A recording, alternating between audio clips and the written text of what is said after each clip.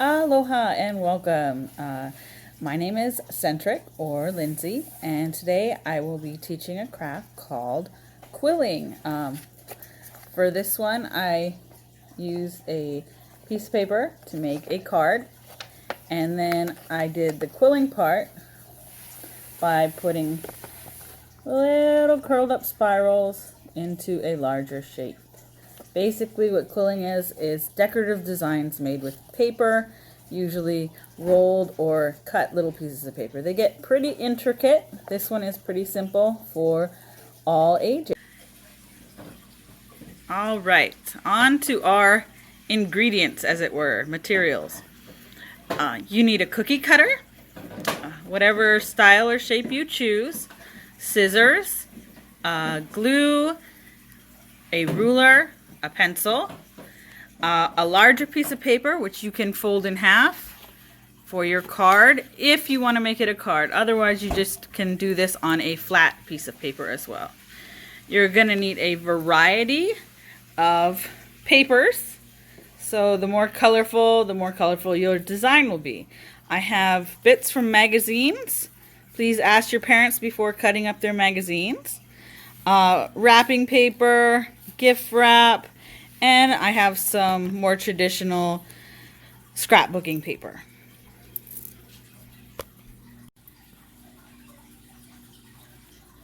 Okay, we're gonna start by cutting and marking and then cutting some of our paper. So let's see. I'm gonna start with a magazine sheet. I like this pattern, so I decided why not. What I'm gonna do is the area that I want to keep, I'm going to start by cutting off the non-essential parts. Okay? Basically trimming it down so that I only have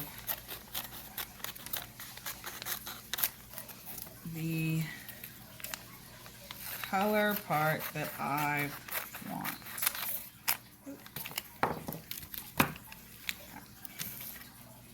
Then I'm going to take my ruler and along the bottom of one side, I'm going to mark at 1/2 inch spacing. So 1/2 inch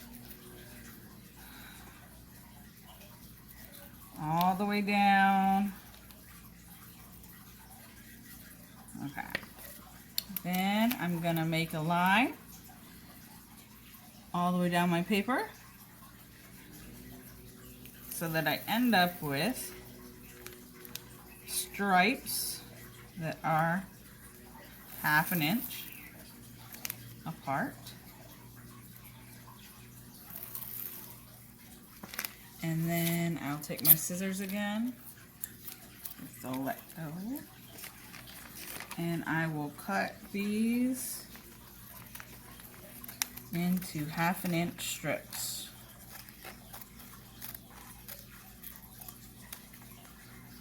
This is time consuming, which can be a good thing and a bad thing. Prep all your strips first, because you don't want to have to go back in the middle of your quilling process to go find more. Okay. There's some strips. I'm going to need probably 30 more. And I've already cut a whole bunch, so I can add those to my pile, and we'll begin on the next step. Pause. Okay, we're going to be starting our design part. We're going to be taking our strips and our card blank here and our cookie cutter that we've chosen. And I have 2 different sizes of sticks.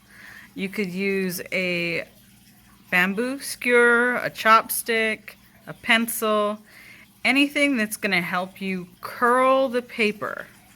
And I'm going to show you what that is in just a second. After we curl each little spiral, we're going to place them into our design using a dot of just regular glue on the end of each one. They will expand slightly and fill the shape. So you'll just keep putting these little spirals in until your shape is filled. And when it's dry, you can take the cookie cutter part off and you'll be left with your design. So that's how I did this one right here.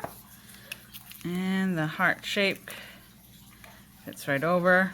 I waited for it to dry and took it off.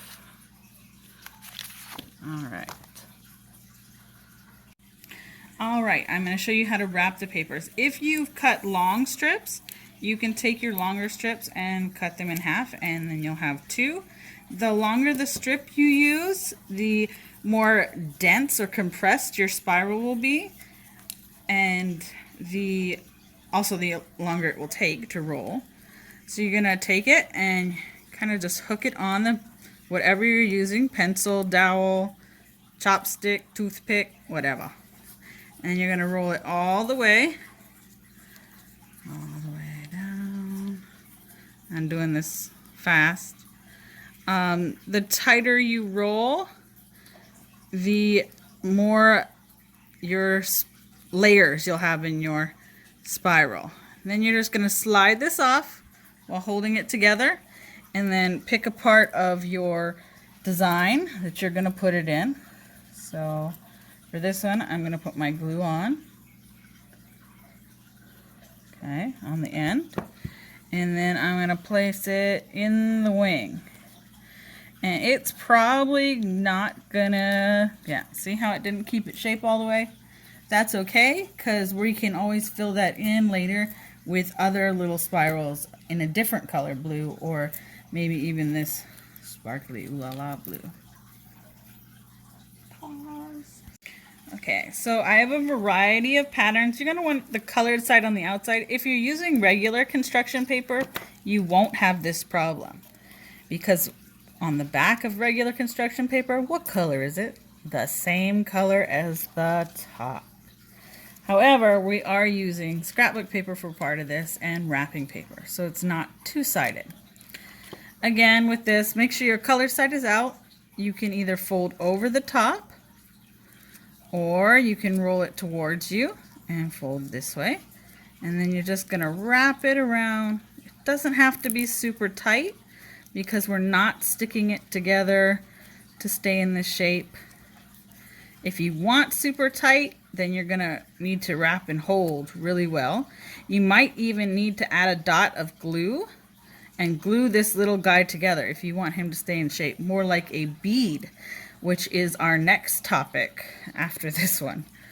And for this one, I forgot my glue almost. And you just keep going and slide it into that slot. That's his nose. Oh, another use for my tools.